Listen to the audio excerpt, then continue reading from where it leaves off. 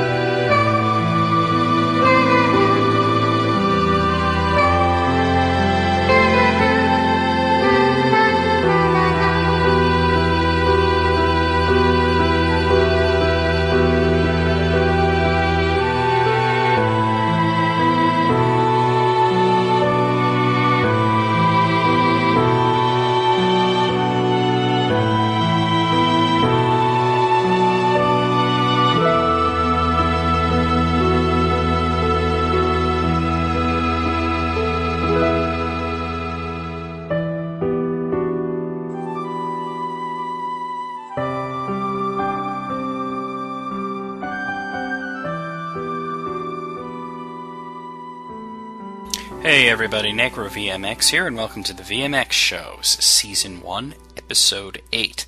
Hard to believe I'm already up to Episode 8, only 4 more episodes after this in the season, and then we'll take a little break. But for now, let's just enjoy it. I wanted to start off, well actually, first let me tell you, that song was from Chrono Cross. The song is called, well I've heard two different titles. The title that came up when I was downloading it was The Girl Who Stole the Stars, and I've also heard Starry-Eyed Girl. So it's one of those two, or it's both. I guess it might be a Japan/US dichotomy, who knows. That's from Chrono Cross, one of the greatest soundtracks to a game of all time, one of the greatest games of all time, Chrono Cross. And yes, if you remember from my top 10 RPGs list, that was on there, and I did say, yes, I do prefer Chrono Cross over Chrono Trigger. Both absolutely amazing games, but I give Chrono Cross a little bit of an edge, mostly for its complex battle system. The storyline also, of course, blows me away, and it takes a lot for a storyline to blow me away. It doesn't always happen. I'm going to be going it alone this week. no guest. Kakeo Silverton once again could not get around her scheduling. Did not allow her to record her guest segment in time, so hopefully we'll hear from her next week or whatever, you know. If you want to be on the show, just let me know. Like I said, everybody, I've said this in the past, everybody that I've asked to be on the show has jumped at the opportunity, but nobody's volunteering, so go figure. I want to start off going through questions. I didn't get a whole lot this week, but did get some good ones. Here's one from FoxFang96 is back. This is for a show. What do you think about the Dragon Ball Z series? I saw you did one video from that series, but I didn't think you liked it very much. What's your opinion on it? You must be a new subscriber. I detest anime, and when giving the many reasons why I detest anime, and there are too many reasons to really get into, I usually use Dragon Ball Z as a prime example. It's fucking stupid. If it's garbage, it's trash. It's completely retarded. I don't understand how anybody can watch that and not let their brain just rot away to nothing.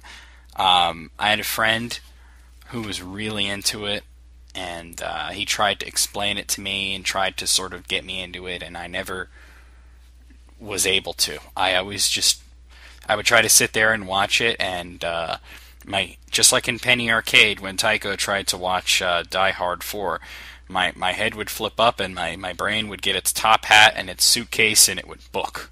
It would go on vacation. Because there is no way that anybody can sit there and tell me that Dragon Ball Z is good entertainment. It's a bunch of bullshit. So that being said, that's what I think of the Dragon Ball Z series, and I did do a whole thing going into many of the reasons why I don't like anime. If you look, just search on my channel for anime, you'll find it. There was a whole drama about that. Hope that answered your question. SSerpent21, common commentator on the show. This is his latest comment. Dear NecroVMX, in response to my last message regarding Star Fox and Starwing, oh, that's right, I asked him, I was wondering aloud about the names there. I think that over in Europe, other than the first game, Star Fox 64 was called Lylat Wars. After that game, all other Star Fox games were called in Europe what they were called here in the States. So I'm guessing it was like Starwing and then Lylat Wars and then Starwing Adventures, or that's the one I'm really wondering about. Thank you for playing Psyker's theme to Samurai Showdown 2. Awesome game and music. Final Fantasy 2 isn't too bad, but it feels real ass backwards in growing the party. He's of course talking about the original Japanese game, not the one on the Super NES, which is Final Fantasy 4.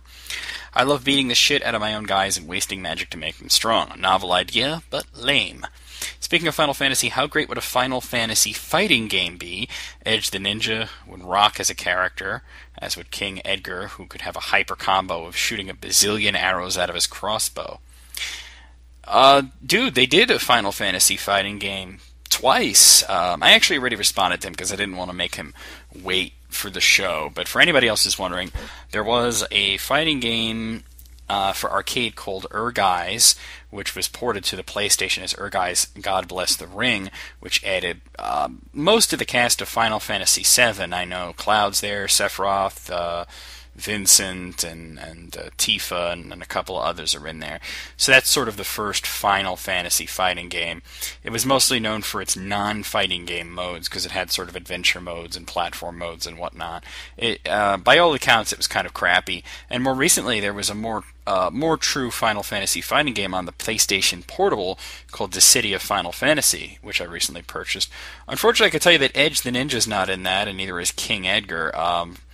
Of course, both characters from Final Fantasy VI. The way they did it is there's two characters representing each game, each of the first 10 games anyway, and then there's one character that represents 11 and one that represents 12. And those are the unlockable characters. But for 1 from 10, they picked one hero and one villain to represent each game in the series. And let's see if I can remember off the top of my head who was in it.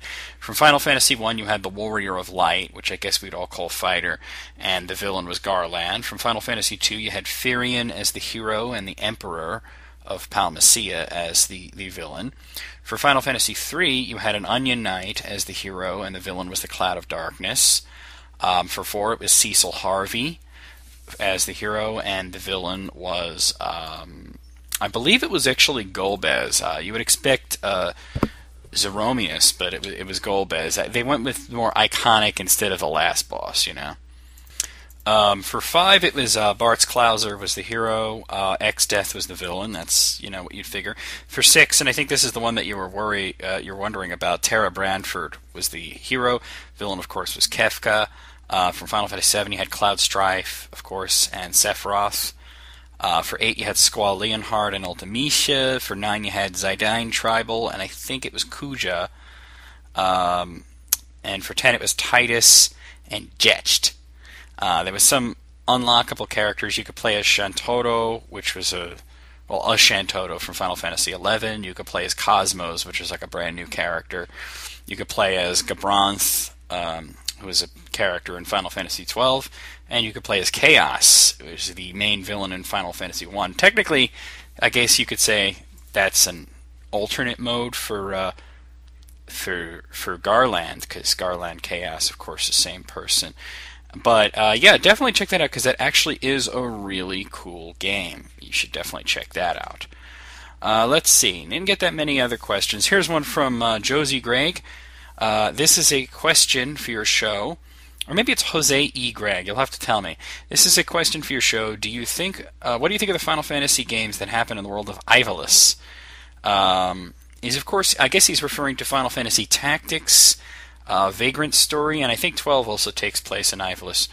I like all those games, so there you have it. I don't know if you're looking for anything a little more in depth with that, but Final Fantasy Tactics is one of my very favorite games out there. Here's one from Armageddon Time. He was, of course, a guest on the show not too long ago. Hey, NecroVMX, love the interview with Mega Gray. You're right, he does deserve far more subscribers. I gotta say that I'm supporting Mega Gray. I'm plugging him, and so is Armageddon Time. So go over to Mega Gray, subscribe to his channel. Your talk of the Metal Gear Solid series convoluted story made me think of a question. Has there ever been a game that, despite its good gameplay and excellent other features, has lost its credibility for you in general due to a piss-poor or overblown story? Well, the thing is, most game stories aren't that good. As for ones that are outright bad, they usually go hand in hand with a bad game. Like Xenogears is one that's absolutely incomprehensible, and I didn't even like the game all that much. But then again, like I said, I didn't like the game all that much. It did have good qualities. It had a very interesting graphic style that I really liked, and the music was fantastic. But other than that, I hated Xenogears. One that comes to mind immediately is Illusion of Gaia, which you might know as Illusion of Time if you're in the PAL regions, which is a Super NES action or RPG for the Super NES, which I just said already. Made by Enix. It's sort of similar to like a Legend of Zelda style game. The plot is completely nonsensical. It makes no sense at all, and as I'm playing through it, I'm waiting and waiting and waiting and waiting for it to start making sense, and I keep thinking eventually they're going to explain all this, and they never really do. None of it made any sense to me, but I gotta say that I enjoyed the gameplay of it, and the music of it, and the graphics of it so much that I didn't mind that the story sucked. So that's really the best answer I can give you as far as games like that. Here's one from J.E. Smith. This is the last one. Hey, Necro, on the next show, could you talk about your thoughts on South Park 200 and 201 episodes, including Comedy Central's over-censorship of the latter? For example, them bleeping out Kyle's speech about intimidation and fear, even though he didn't mention Muhammad. Pulling the reruns, and the fact that they've had Super Best Friends pulled from South Park Studios, iTunes, Netflix, and Amazon. I gotta say that I was going to talk about this anyway, so I'm glad you brought it up. South Park is one of my absolute favorite shows, and not only do I find them to be very funny, but I also find it actually to be very deep in the messages that they come across with. I more often than not agree with. As a matter of fact, very, very rare for me to not agree with them. 200 was one of my very favorite episodes ever. It was like I was like a kid in the candy store. Sure, it was purely fan service, but it's not bad to do that after, for a 200th episode. 201, watching it, it was irritating for me because of all the bleeps. I was seeing, why are they bleeping Muhammad when that's not offensive? I mean, I can understand that in Muslim law they they have this thing where you don't show an image of Muhammad. Now, that law only applies to Muslims. I don't understand why they expect people who are not of their religion to do this, and that's part of the whole problem, not only with that religion, but with a lot of religions. But this is one where it's in the news a lot because of terrorism. A lot of the more radical extremist Muslims, they won't stop until everybody is either a Muslim or dead. And South Park, obviously, they stepped on a lot of toes. They made some pointed jokes, that Buddha is snorting coke, and Jesus was watching internet porn. I just love the line where he's like, he's yelling at Buddha about the coke, and he says, it's starting to be a real problem, and he says, you're one to talk with your internet porn, and Jesus just looks at him and says, watching internet porn isn't like doing coke, fag. I thought that was hilarious, and the whole thing is they're like, look, we're poking fun at Jesus, we're poking fun at Buddha. You don't see Christians making death threats, you don't see Buddhists making death threats. There might be some of them that do, but you don't see it in the news at least. And this website, this MuslimRevolution.com, or maybe it was RevolutionMuslim.com, that they made actual death threats. They posted a picture of the guy that was killed. He was a filmmaker. He showed an image of Muhammad, and he was killed by these people. Not necessarily these people, but like-minded people. And they posted Trey and Matt's working address, which, I can understand that they must have felt, pretty scared, but you got to hand it to them. They delivered the show uncensored. Other than the censor blocks on Muhammad, which not only did they have to do, but they did a comedic effect, like that when they did it with Tom Cruise with the goo machine. I liked both episodes, and I think that Comedy Central, they made a business decision to censor it, and I understand that. As for why they didn't rerun it at 12, or why they didn't rerun it at 10:30 the next day, that's unfortunate. Why we can't watch any version of it on SouthParkStudios.com. You can get it off of Mr. Twig. MrTwig.net is a torrent site for South Park episodes that is endorsed by Matt and Trey. They've used it. So you can get it there. The fact that the Super Best Friends thing is hilarious because back when they did this whole Muhammad thing in the past, when they did the Cartoon Wars where they were making fun of Family Guy and everything, I half expected them to pull the Super Best Friends. That Muhammad has been not only in that episode, which you could have watched on, as you pointed out, South Park Studios' website, iTunes, Netflix, and Amazon, that you could buy the episode from there. And of course it's on the Season 5 DVD. They can't take it off of that unless they let it go out of print and start releasing episodes, versions of it that don't have it. But then all that's going to do is it's going to make people, fight on eBay over the old ones that have the episode, because they want, you buy Season 5, you're buying Season 5. And I just wonder how 200 and 201 are going to be reflected on the DVDs of this current season, Season 14, when that comes out. But the Super Best Friends thing, when they did Cartoon Wars, I half expected them to pull that episode, Super Best Friends, then, and they didn't. Not only didn't they, but after that, you can see Muhammad in every single episode in the crowd of people in the beginning of the intro. You couldn't see it on South Park Studios because they don't show the theme song on South Park Studios. But if you watched it on Comedy Central, you could see it all the time. And in 200, they talked about it. It was like, what? They showed Muhammad, and it was a no big deal. Matt and Trey, I think it was Trey Parker that talked about this, because he's sort of the more vocal one. He's sort of the one that does a lot of the more serious writing, while Matt comes up with a lot of the goofy stuff. They're a great team, really. I think it was Trey Parker who said that, when they heard about the Dutch cartoonist, the Dutch cartoons that were making Muslims upset a few years ago, and all they saw was the headline, cartoon upsets Muslim people, and they thought it was Super Best Friends. They thought, they only just saw it now, and they're going to come after us. And that was there for years, and it was never a problem, and then all of a sudden it was. And is it offensive to Muslims to portray him as like a superhero? I didn't think Jesus was there, Moses was there, Buddha, Krishna, Joseph Smith. And they've never really cracked on Muslims. They've never really made fun of Muslims. They only just showed Muhammad. I mean, they've made fun of Jews and Christians and Scientologists and Mormons. Mormons got it real bad. Scientologists got it real bad. So it's interesting. I did want to talk about that, so thanks, Jay Smith, for bringing that up for me. Now, I want to play something for you. Don't have a guest this week, so playing a little more music than I normally do.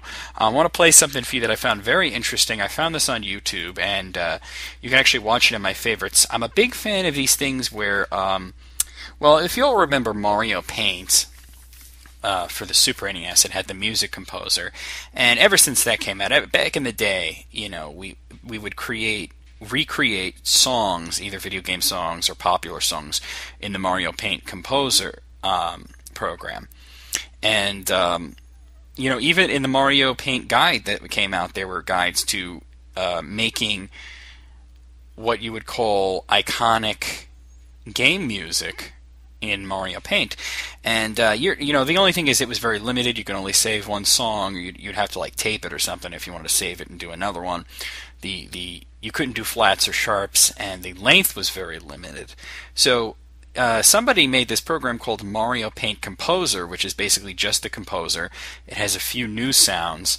Like, it doesn't just have like the Mario. There's the Mario head, the mushroom, the Yoshi, the star. I mean, for those of you who are unfamiliar with Mario Paint Composer, it's a composing program, and these symbols represent sounds. Like the Mario head is kind of like a xylophone, and the mushroom, the super mushroom's like a bass drum, and the Yoshi is it's a Yoshi sound.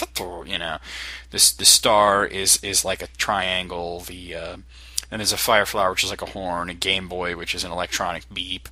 There's a dog, a cat, and a pig, which make dog, cat, and pig sounds. There's a goose or a swan or something, which is like a violin, like a kind of an orchestra hit almost. And there's like a face, which makes like a baby giggling sound. There's airplanes, which sound like guitars. There were ships that sounded like snare drums, and cars that sounded like horns, you know, like a car horn, and hearts that sounded like bass. And the Mario Paint Composer program actually adds 4 new sounds. It adds a let's see if I can remember. A piranha plant, I think, was like strings. There was a coin, which was like a piano. A shy guy, which is like an electric guitar. And there was a boo, which I forget what the boo sounds like. I might have it a little mixed up. But anyway, there's a huge amount of people who created wonderful things in Mario Paint Composer, including video game songs, including popular songs. Like, you can, you know, everything from like Michael Jackson's Thriller to like Dragon Force Through the Fire and the Flames, done completely in Mario Paint Composer, and it has the ability to do flats and sharps, and it's really cool. And I've messed around it with myself. It's very fun to mess around with. And of course, there's a lot of video game music on there. There's some original compositions as well. I want to play for you one of the guys that I subscribe to, Adolfo Baez, is a Mexican guy who does a lot of stuff in Mario Paint Composer, and he's probably one of the best out there. And he made this epic medley, which he calls the Revolution. Oh, no, sorry, not Revolution. Evolution. That's my bad. Evolution of Video Games Epic Medley, with music from 22 video games made with Mario Paint Composer. It's in my favorites. It's on his channel. You should check it out. But I'm going to play the audio file right now, so you could check it out. I'm not going to tell. I'll tell you at the end what games each part is from. I want you to sit here, I want you to listen to this and try and identify in your head as many games as you can. And it's mostly Nintendo. Actually, I think everything on here was released on a Nintendo system.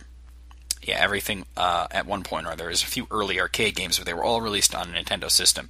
And so no, like, you know, PlayStation, Xbox stuff, or Sega Genesis or anything, which is kind of a shame, but there you have it. The guy's a big Nintendo fan, and really, who isn't? But check this out. Try and identify in your head. It goes back from the earliest arcade games like Atari stuff, although, like I said, they were all released on Nintendo eventually, to the Wii. So I'm going to play that for you right now, and at the end, I'll tell you what songs you were hearing.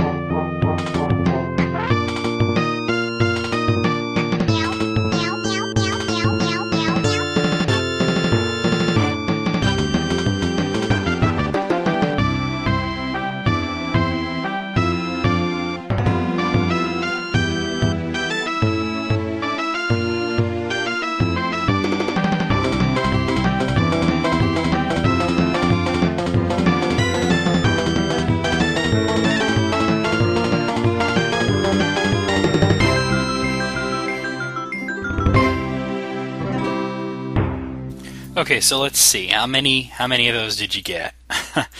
All right. Well, just running through. Like I said, all of them were on Nintendo systems at one point or another. There are a few. There are a few games that may have started on PC or they may have started on arcade, but they were all on Nintendo systems at one point or another. Started out with Pac-Man, and then Miss Pac-Man, and then Donkey Kong, Mario Brothers, Frogger, Excite Bike, Duck Hunt, Super Mario Brothers, Kid Icarus, Legend of Zelda, Metroid, Tetris, DuckTales, Kirby Superstar, Star Fox, Final Fantasy IV, Street Fighter II, Earthbound, Banjo-Kazooie, Legend of Zelda Ocarina of Time, Super Smash Bros. Brawl, and Super Mario Galaxy ended it up. So that's Adolfo Baez's medley. Absolutely great that he did that. Absolutely great job of him doing that. Okay, now just to look at what's in the news this week. Obviously, one of the biggest things in the news is the announcement of Marvel vs. Capcom 3. Marvel vs. Capcom 2, of course, it came out over 10 years ago for arcades, and it immediately made a splash. I mean, obviously, Capcom had been fiddling around with that. They had, their Street Fighter and Darkstalkers and whatnot games, and then, prior to that, they had been doing Marvel games. They did X-Men Children of the Atom, and they did Marvel Superheroes, and then they said, well, let's mix their characters with our characters. So they came up with X-Men versus Street Fighter, and then came Marvel Superheroes versus Street Fighter. So it's like, why just have the X-Men? Let's do all of Marvel. And then it became, well, why just Street Fighter? So they had Marvel versus Capcom Clash of the Superheroes. And then after that, Marvel vs. Capcom 2 New Age of Heroes. And over 10 years later, we are finally getting Marvel vs. Capcom 3. The subtitle is Fate of Two Worlds. Now, unusually, this is not coming out for arcades. The original one came out for arcades. It also came out for PlayStation. It also came out for Dreamcast. Marvel vs. Capcom 2 came out for arcades. Then it came out for Dreamcast. Later on, it came out for PlayStation 2 and Xbox. And then even later, PlayStation Network and Xbox Live Arcade. This one will be heading directly to Xbox 360 and PlayStation 3. Now, it's being produced and directed by Ryota Nitsuma, who had previously worked on the last Versus game, Tatsunoko vs. Capcom Ultimate All-Stars, and from what we can tell, it's going to have a style similar to that, so... I mean, from the trailer, I mean, it looks 3D. I hope it's not in 3D. It could be something like Street Fighter 4 or much like Tatsunoko vs. Capcom.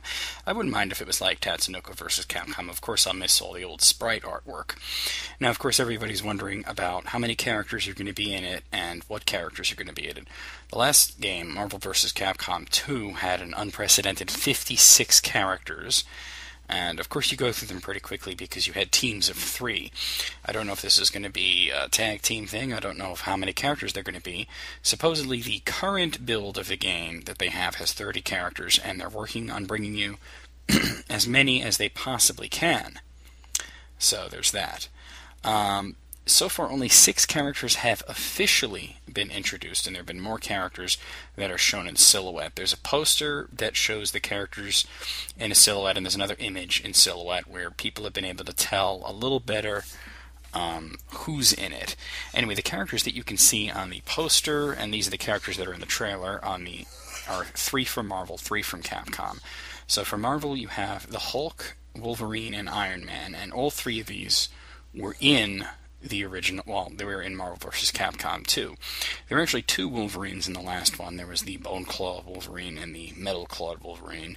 I kind of doubt that they would have multiple versions of the same character this time around. It might just be something as simple as a costume change. But I guess, people who really, really like to play as Wolverine could have 2 of them in the team back then. I kind of doubt that'll happen this time around. The Capcom side's a little more interesting because there's one new character. Obviously, they're showing Ryu and Morrigan. Ryu, of course, from Street Fighter. Morrigan from Darkstalkers. And I do want to talk about Darkstalkers a little while later, too. And the third character is Chris Redfield, a Resident Evil character, making his fighting game debut. Of course, Jill Valentine from the Resident Evil series was in the last one, but other than that, that's all there is from Resident Evil. Now, there is a file out there that shows the 6 characters with a whole bunch of other characters silhouetted in the background. Let's see, there's 1, 2, 3, 4, 5, 6, 7, 8, 9 characters, I think, in the background. Oh, 10. And they're silhouetted, but you can kind of tell who they are. There's one character that looks like he has pauldrons and pointy ears, and people have said that that's probably the Super Skrull, which would be the first time he appears in games. And there's another character who's crouched down low to the ground, and it looks like they have a tail. That's probably Felicia from the Darkstalkers. She was also in the previous game. There's one character that looks like he has something coming off his head, which some people have pointed out might be Captain America because of the wings on his helmet. And then there's a character that looks like he's wearing a hood, and people have said, well, that might be Doctor Doom. There's another character that looks like he has a sword on his back, and people have said that that might be Deadpool. Deadpool was originally going to be in Marvel vs. Capcom 2, but was taken out, along with some other characters like the Punisher and Ghost Rider. So hopefully you'll see also those characters in this one as well, and hopefully it is Deadpool. I think that's pretty much a given since, he's so popular now. And there's another character that it's obviously Chun-Li, judging from the hair and also those Princess Leia type of bun things that she would attach to her head. I don't know what they're called.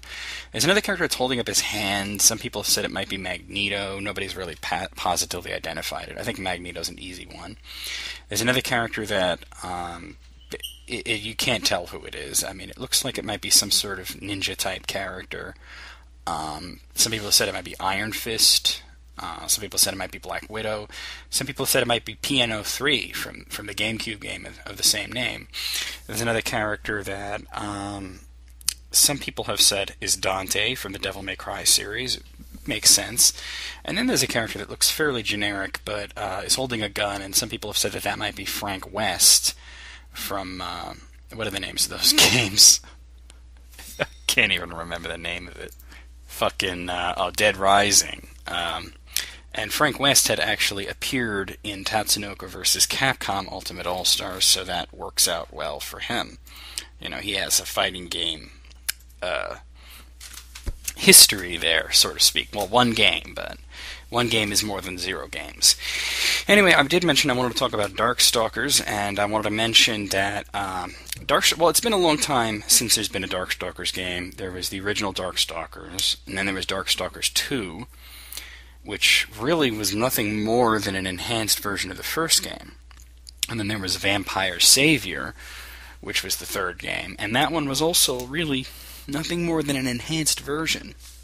All 3 of these games pretty much had the same cast of characters. They didn't really add much to each game, so after Vampire Savior, you haven't really seen much of the Darkstalkers. Of course, there have been Darkstalkers characters in games, of course, Morgan being the most prolific one. She was in Marvel vs. Capcom 1 and 2, and she's definitely in 3. She was in Tatsunoko vs. Capcom. She's been in a bunch of other games. Felicia's been around. Anarchus has been around, but BB Hood was in Marvel vs. Capcom 2. But really, not much in that sense. Now, the producers of Street Fighter 4, they say they are desperate to make another Darkstalkers game. That they've been rumored for a long time, but it hasn't come out yet, and there has been no official announcements that it's coming out, but they have said that they do want to make them. So listen to this. This is this is a quote from Yoshinori Ono. He was a producer of Street Fighter 4, and this is what he has to say about the possibilities of a Darkstalkers sequel. Yes, I always try to talk about Vampire, or what they call it Vampire in Japan, it's Darkstalkers here, during interviews, because I want to show Capcom there is a demand for a new game. I am desperate to make this game. So this is a call for arms. Basically, he's trying to prove to Capcom that people out there want the game. So let them know. Blog about it. Talk about it. If you want a new Darkstalkers game, I'd like to see a new Darkstalkers game. That's why I'm talking about it here. So I'm doing my part. So let's let Capcom know that we want a Darkstalkers 4. They probably won't call it that. Well, actually they would. Capcom's pretty good for that. But let them know we want Darkstalkers 4. Speaking of fighting games, and since I'm still on a Capcom kick here, just coming out in 2 days is Super Street Fighter 4. There's 2 things I wanted to mention about it. One was just a few days ago, just last night actually, IM8bit.com were the unfortunate victims of a crime. They had a Super Street Fighter 4, what they called a Fight Club event in Los Angeles, where they had advanced copies of the game, and they had people coming out playing it, I guess, tournament style, and some stuff was stolen. Some equipment was stolen, and they're not really too broken up about the equipment being stolen, although they should be, but they lost a lot of footage of the event, which they were going to make. They were going to put into a documentary. So here's their official statement. This is from John Gibson, founder of I Am 8-Bit. Not to be confused with John Gibson, host of the absolutely terrible show Video Masters. This is John, Jon, not John. So John Gibson, founder of I Am 8-Bit, says, Dear Street Fighters, last night we launched Super Street Fighter 4 in Los Angeles with another Capcom Fight Club. It rocked.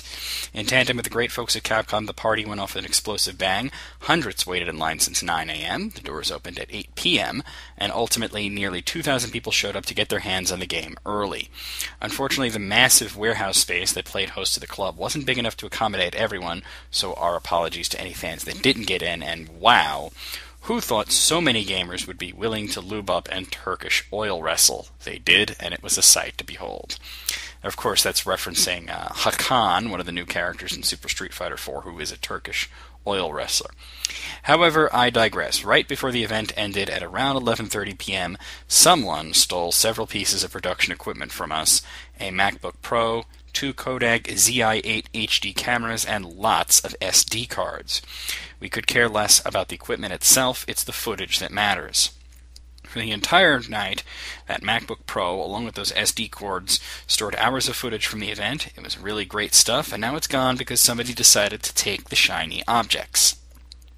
We were helping to complete a documentary for Japanese television about Daigo, who was flown into town specifically to compete at the Fight Club.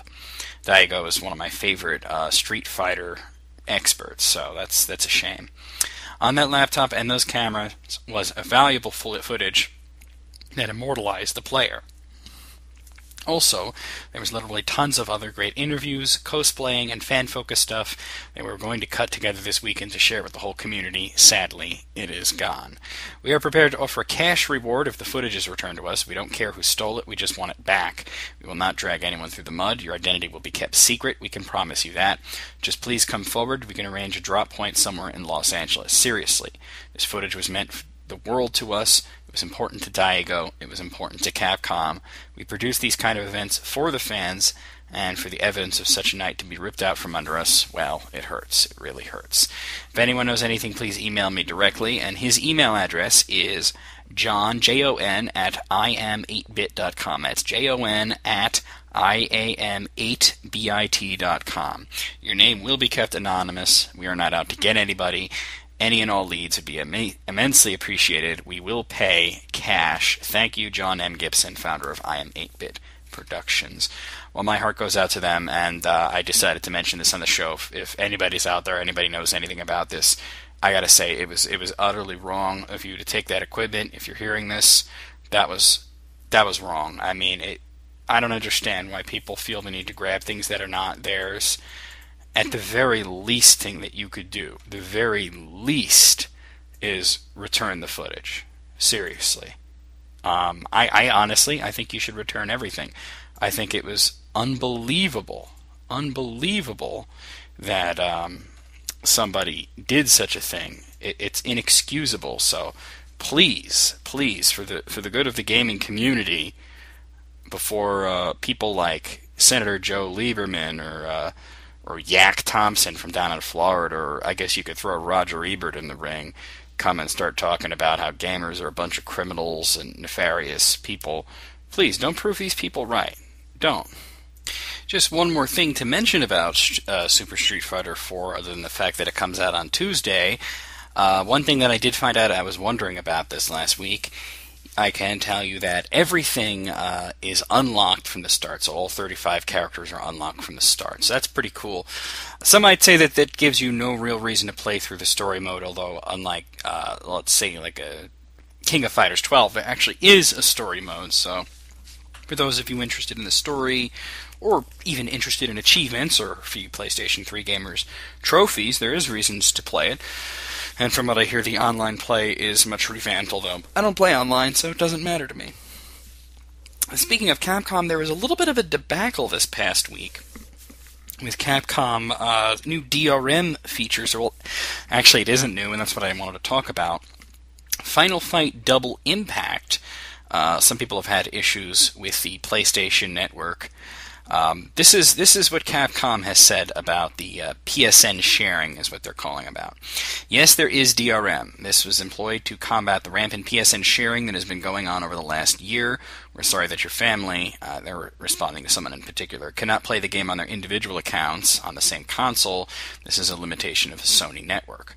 We are not committed to do this with all titles moving forward, but the only way to evaluate impact was to try it with one title first. Now, they can say that, actually, they've been doing this for a while. This is nothing new. It's just that the problem with Final Fight Double Impact is that the notification saying that there is DRM and that you could only play it on one account was not put on the game. So I believe it was put on some versions. North America and Asia versions did not have it. Capcom would like to here's their apology. Capcom would like to formally apologize for the issue consumers are having with the PlayStation 3 version of Final Fight Double Impact. Typically, the notification for a required PlayStation Network connection appears in the full game description when a game is downloaded from the PlayStation Store. So it's telling you that you can't play it offline, but in this case it doesn't.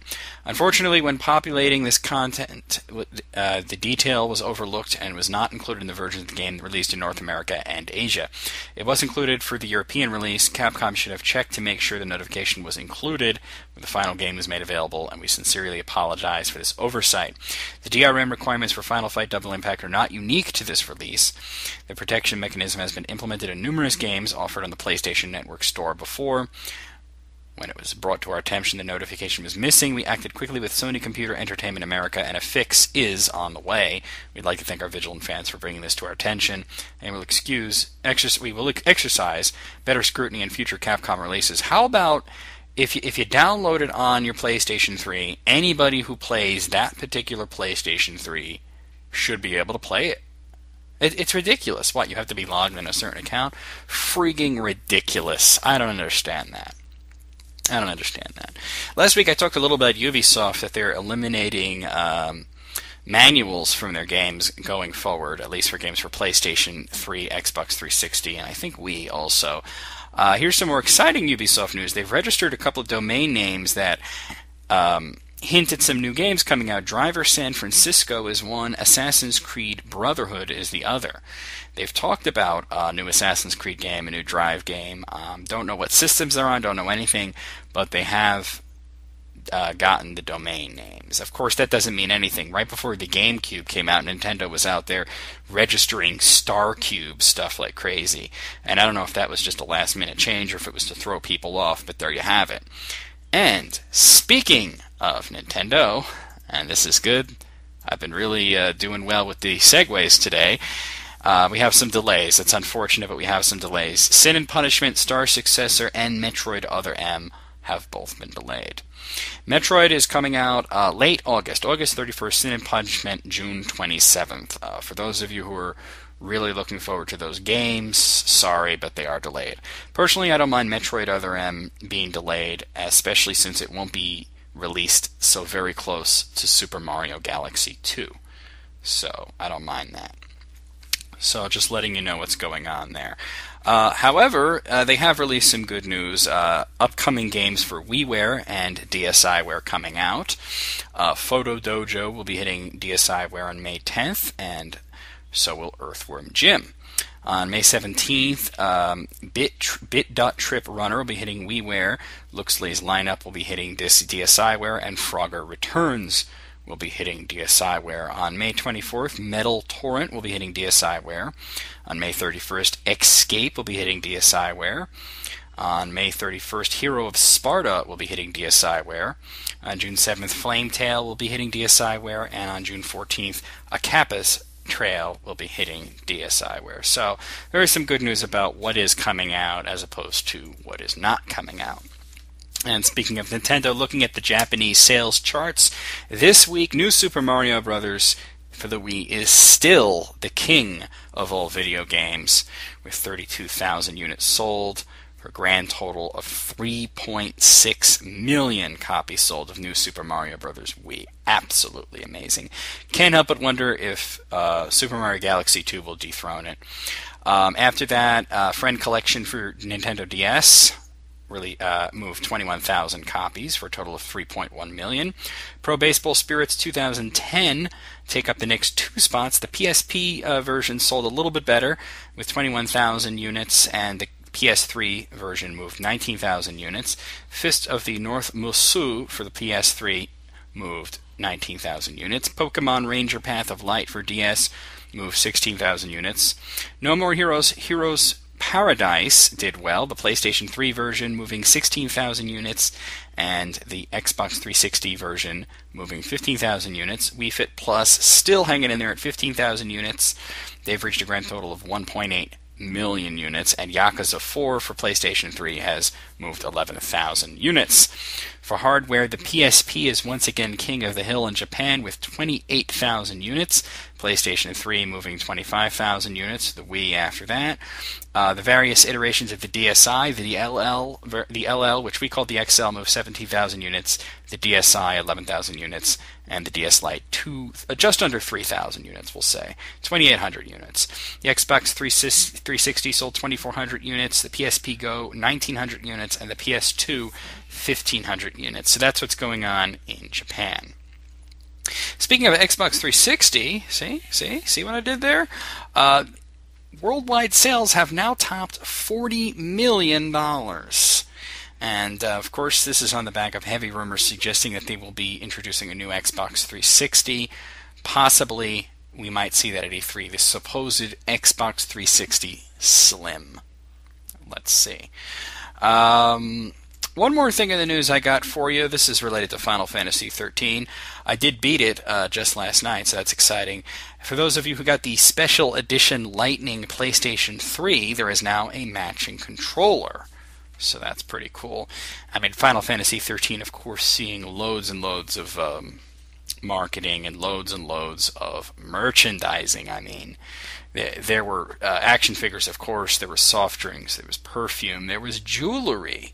Expensive jewelry. I was thinking of getting one of those pendants for Julie, and I saw the price, nearly had a heart attack. So yeah, but $700 you can get the Lightning Edition DualShock 3 bundle, which gets you the game, the Final Fantasy XIII. Unfortunately, it's the Chinese language edition. This is coming out in China. A special PSN card, a Lightning-themed controller, and of course the console itself, which has Lightning on it.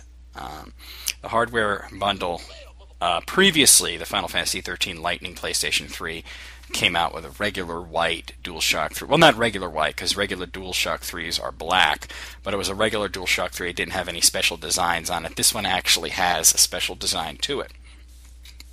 So, figured I'd mention that. If you were a diehard Final Fantasy game, you might want to go get that. If you don't mind playing the game in Chinese, just figured I'd mention it. Well, anyway, that's it for the news. There was another song I wanted to play for you, and this one's more of a funny thing. A while back, my friend Jess, if you remember, she guessed it on episode 1. She showed me this hilarious Final Fantasy rap, and that's why I wanted to.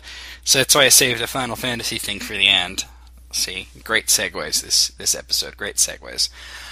Final Fantasy. This one's about Final Fantasy 1, and it uses music from the game and rapping, and it's very, very funny, and it's quite long actually. Actually, it goes into so much detail about the beginning of the game that I was surprised when it glossed over the middle part and skips right to the end. But it's very funny. So I'm going to play this for you right now. This is let's see. Let me bring up the exact title of it. Well, it looks like it's just Final Fantasy rap. It's done by the Adventures of Brando and Dwayne, and these guys have done a bunch of raps. They've done Zelda, they've done Mega Man 2, they've done Pac-Man, but I think this one is the best. The Final Fantasy rap. I'm gonna play that for you right now on the VMX show, And if you want to actually see the video that goes along with it, because there is a video that goes along with it, it is in there, buried by my in my favorites. But if you look and you go to the Adventures of Dwayne and Brando's official YouTube, which is the Adventures of DNB on YouTube, you could check it out there. It's Final Fantasy. It's just called LP of D. So I'm going to play that for you right now. If you want to see the video is worth seeing. Check that out. So here you go.